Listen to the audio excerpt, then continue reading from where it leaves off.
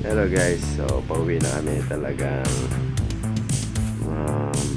halos lahat pa ng bar dito sarado pa, mangilan-ngilan pa lang yung mga bukas. So talaga may kita nyo sa paligid, talagang tahimik, hindi kagaya ng dati. May mga building na hindi pa natatapos, mga lugar na talagang parang na-abandon na. At kasama ko yung mga boys pa rin ito. Mag picture taking na raw sila habang papauwi. Okay, so ang katanungan dito, ano kaya ang mga naging trabaho ng mga dating nagtrabaho dito sa mga bar dito? Kamusta naman kaya ng mga sitwasyon? Ano kaya ang naging extra income nila or source of income nila? Nasaan sila ngayon? Yun ang katanungan dito. Malamang apektado rin yung mga kababaihan natin dito. So sana matapos na nga itong pandemya na to para lahat ay maging normal na lahat. Okay, ito pa rin ang mga boys sa likuran ko, mga homeboys. So, dito tayo ngayon sa may tapat ng Kokomo, sa may side niya. Tapos, ayan yung dating Midnight Rodeo, yung portion na yun. Na ginawang building na hindi pa natatapos. Tapos, tayo pauwi na tayo. So silip-silip punta sa ating mga paligid. Ayan yung mga tricycle drivers sa may side ng Labamba at Cocomos. So malamang sila rin apektado kasi talagang mahina ang negosyo dahil sa pandemya na to. So tuloy lang ang laban, huwag tayong susuko. Konting tiis lang.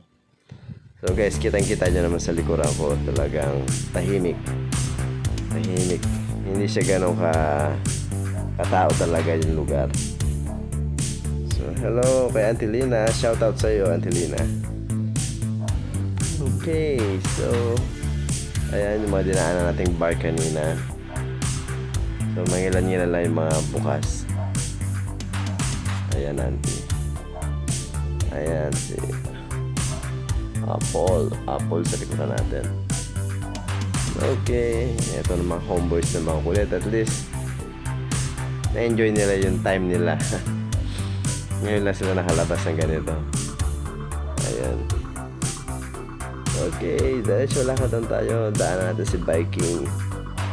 So ang rules dito ngayon, bawal kuhaan ng putukan ng video yung mga bar. Basta focus nyo lang sa daanan nyo sa inyo para hindi kayo masita. Kasi bawal yung kukuha nyo ng video mismo. Hi girls! Shoutout sa inyo dyan. Ayan. Sila talaga yung mga lumalaban pa rin. Okay, tuloy lang ang laban. Never give up. Garcia. So kaya walang background music ang aking mga boys. Dahil may sounds pa rin sa paligid, mahirap na baka tayo'y ma-CPR. So may pangilan-ngilan na bar dito na bukas. Yun nga lang, bungi-bungi, hindi sila magkakatabi na bukas. Ayan. Ayun. Ayan. Ganyan lang yung distansya nila. Talagang kumbaga mga bar dito parang may social distancing din na open. So, hindi ganun pa talaga ka-open lahat, operational. Okay, may gusto sabihin si RC Food. Ayun. At si Cedric.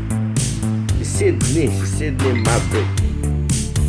Okay, may sinasabi si RC Food sa akin dito. Ngayon lang siya naka-join sa aking pagbablog kasi na-busy din daw siya sa kanyang trabaho. Okay. Jan. Okay, shoutout sa mga girls na dumaan, sabi ni RC Food. Okay, so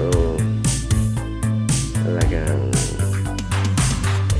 ayun si Paro Bar at ayun sa likuran si Paro Bar.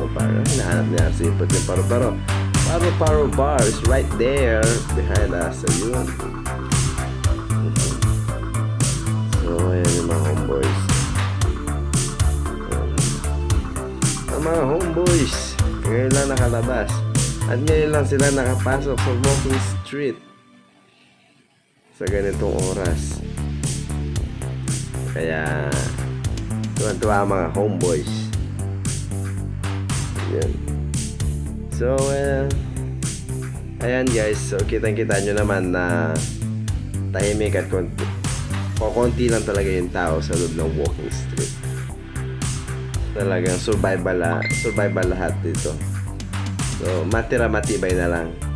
Halos marami ring bar na nagsara dito. Kaya, ayan. Bawas ang tax ng gobyerno. Talagang pahirapan. Okay. So, tsaga-tsaga lang, konting tiis at magiging okay din ang lahat. Okay, palabas na po kami. Ayan na. Palabas na kami ng walking street. Okay, so maraming salamat sa panonood nyo ng aking video. Sana magustuhan nyo. At huwag kakalimutan na mag-subscribe sa aking YouTube channel. At pakihit na rin yung notification bell. Okay, medyo... Bago umuwi, bumili kami tinapay. Hey. Nasaan?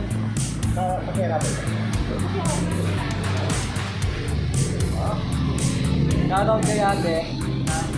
Itong pansibo ko. Itong pirasi din.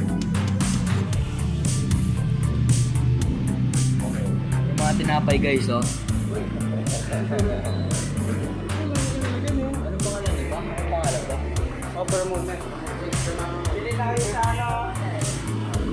Len, may pen.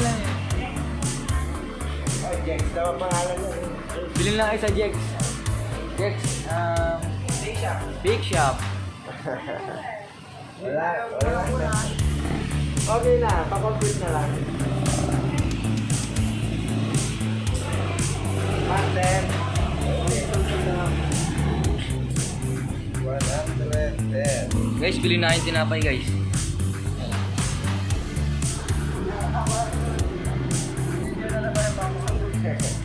Para sali lang.